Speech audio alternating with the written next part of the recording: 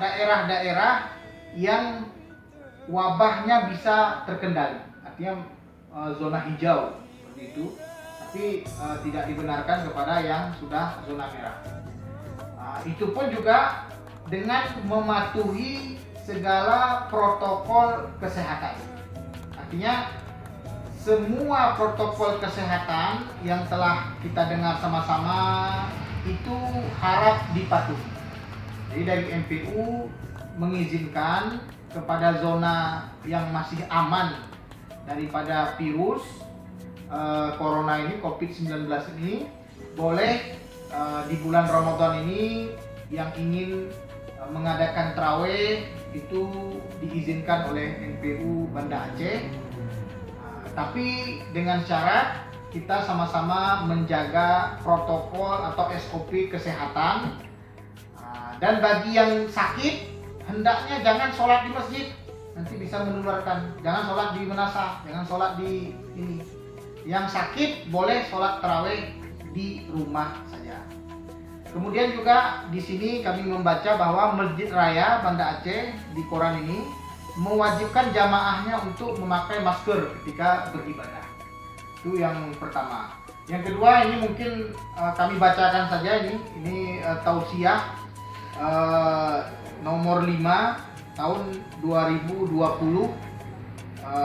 tentang tata cara pelaksanaan ibadah bulan Ramadan dan kegiatan keagamaan lainnya di tengah pandemi COVID-19 ini. Kami mohon ini moderator bisa dibacakan ya.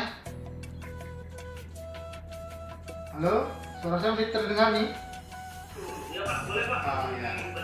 Ya, ini langsung kita bacakan keputusannya saja. Menetapkan yang pertama, menyambut bulan suci Ramadan tahun 1441 Hijriah dengan penuh rasa syukur, gembira, sukacita, serta menghidupkannya dengan berbagai aktivitas amal soleh, seraya mengharap keampunan dan ridho dari Allah Subhanahu wa Ta'ala. Yang kedua, diminta kepada setiap komponen masyarakat untuk bertaubat dan meningkatkan ibadah dengan sungguh-sungguh, baik di masjid, di menasah maupun di rumah-rumah, dengan tetap waspada dan memperhatikan protokol kesehatan dan arahan pemerintah. Sekali lagi, diminta kepada setiap komponen masyarakat untuk bertaubat dan meningkatkan ibadah dengan sungguh-sungguh, baik di masjid, menasah maupun di rumah-rumah, dengan tetap waspada dan memperhatikan protokol kesehatan dan arahan pemerintah. Yang ketiga, diminta kepada setiap komponen masyarakat untuk senantiasa meningkatkan kesadaran dan kepedulian terhadap kebersihan diri, keluarga, dan lingkungan, serta menjaga kesehatan dengan mengkonsumsi makanan yang halal, baik, dan bergizi. Yang keempat, diminta kepada pemerintah untuk menetapkan status kawasan penularan pandemi COVID-19 sesuai dengan tingkat dan klarifikasi daruratnya, terkendali atau tidaknya. Yang kelima, diminta kepada setiap komponen masyarakat yang berdomisili di kawasan yang kondisi penularan wabah penyakit COVID-19 masih terkendali, maka pelaksanaan ibadah sholat fardu, tarawih, witir, dan sholat hari raya dalam kurung sholat id dapat dilaksanakan di masjid dan menasah dengan membatasi waktu pelaksanaannya. Ini saya bacakan sekali lagi. Diminta kepada setiap komponen masyarakat yang berdomisili di kawasan yang kondisi penularan wabah penyakit COVID masih terkendali. Mungkin ini seperti yang kita katakan zona hijau.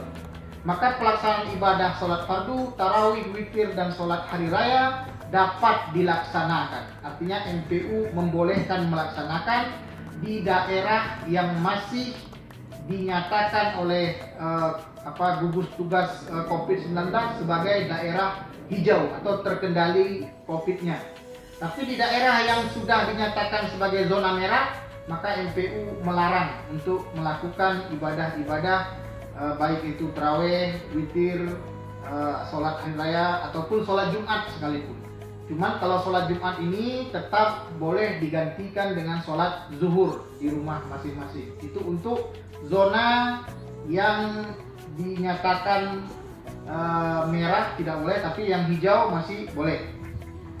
Kemudian yang keenam, diminta kepada setiap komponen masyarakat yang berdomisili di kawasan yang kondisi penularan wabah penyakit tidak terkendali, ini mungkin zona merah, agar tidak menyelenggarakan semua aktivitas ibadah yang melibatkan banyak orang. Ini MPU sudah mengeluarkan tausiahnya untuk kawasan yang sudah ditetapkan sebagai zona merah, artinya penularannya itu tidak terkendali, maka MPU melarang. Sekali lagi melarang melaksanakan ibadah di tempat-tempat yang melibatkan banyak orang, artinya mengadakan ibadah di masjid. Tapi ibadahnya diganti di rumah saja. Sekali lagi ibadahnya diganti di rumah saja. Itu untuk daerah yang sudah dinyatakan sebagai daerah zona merah. Siapa yang menetapkan zona merah atau hijau? Ini kita kembalikan kepada yang bertanggung jawab di bidang itu, yaitu gugus tugas COVID-19. Kemudian yang ketujuh, diminta kepada setiap muslim untuk menunaikan zakat, infak, dan sedekah sebagaimana biasa, guna optimalisasi kepedulian dan perhatian terhadap duafa, fakir, miskin yang berdampak penularan COVID-19 ini. Jadi kita juga diminta untuk tetap menunaikan zakat, tetap berinfak, tetap bersedekah untuk membantu saudara-saudara kita yang sedang ditimpa musibah akibat dari mewabahnya COVID-19 ini. Kemudian yang kedelapan, diminta kepada setiap komponen masyarakat untuk tidak melaksanakan kegiatan. Nah, ini tolong didengarkan sekali lagi. Diminta kepada setiap komponen masyarakat untuk tidak melaksanakan kegiatan buka puasa bersama, kenduri nuzulul Quran, safari Ramadan, tadarus keliling, qiyamul lail keliling, sahur bersama, subuh keliling, pawai takbiran, halal bihalal, dan lain-lainnya sementara waktu. Nah, ini bukan selamanya tidak boleh ya, sementara waktu. Mengingat hal itu dapat menyebabkan COVID-19 ini semakin merebaklah penularannya itu. Jadi sekali lagi ini saya bacakan, diminta kepada setiap komponen masyarakat untuk tidak melaksanakan kegiatan buka puasa bersama.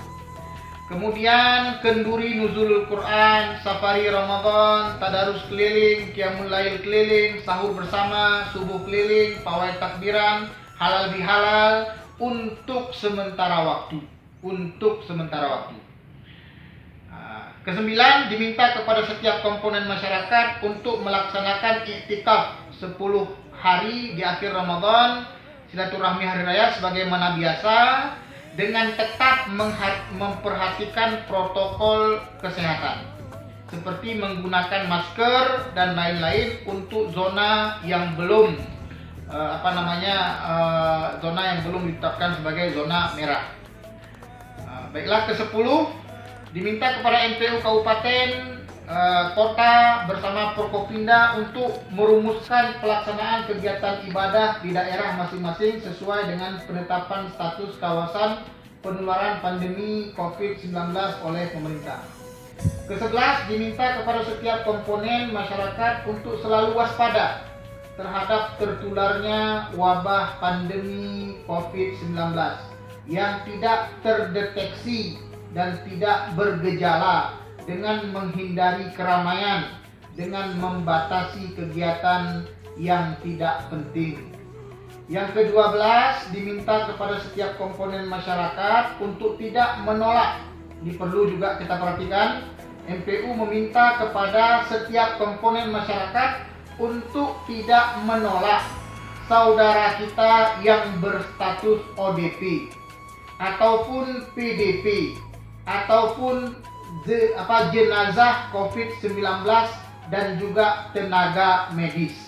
Jadi ini perlu diperhatikan bahwa MPU sudah memberikan tausiah untuk kita semua agar kita jangan menolak atau memberikan kata-kata yang tidak sepantasnya atau melakukan hal-hal yang dilarang kepada orang yang berstatus ODP, PDP, juga jenazah COVID-19 dan juga tenaga medis. Ini tenaga medis ini merupakan pahlawan kita hari ini. Mereka adalah orang-orang yang berjuang di garda paling depan. Ini seharusnya kita berikan penghargaan, bukan malah ditolak. Karena penolakan terhadap mereka bertentangan dengan hukum agama. Ingat, penolakan kepada ODP, kepada PDP, kepada jenazah, kepada tenaga medis ini bertentangan dengan hukum agama. Juga bertentangan dengan hukum negara dan hukum adat. Maka dari itu, kalau kita menolak ini kita sudah bertentangan dengan 3 hukum itu. Yang terakhir, MPU juga memberikan tausiah diminta kepada pemerintah Aceh dan kabupaten kota untuk melakukan pembatasan secara ketat terhadap keluar masuknya orang dan barang ke Aceh, kecuali alat dan kebutuhan medis serta bahan kebutuhan pokok yang lain. Itu merupakan tausiah dari MPU yang dikeluarkan tanggal 21 kemarin. Jadi untuk pelaksanaan ibadah pada bulan Ramadan tahun ini, bagi zona yang ditetapkan sebagai zona hijau dan juga penularan COVID-19 masih terkendali, maka dipersilahkan untuk dilaksanakan sholat di masjid, di menata, sholat tarawih witir, tapi dengan syarat ataupun dengan memperhatikan protokol kesehatan. Kalau tidak diperhatikan protokol kesehatan, maka ini juga bermasalah. Artinya MPU mengizinkan kepada zona yang hijau, ini zona hijau ini kita kembalikan kepada penetapannya kepada gugus tugas. Itu boleh melaksanakan kegiatan ibadah dengan syarat memenuhi semua SOP ataupun protokol kesehatan yang telah ditetapkan. Mungkin ini saja yang dapat saya sampaikan. Nanti kita. Assalamualaikum warahmatullahi wabarakatuh. Waalaikumsalam warahmatullahi wabarakatuh.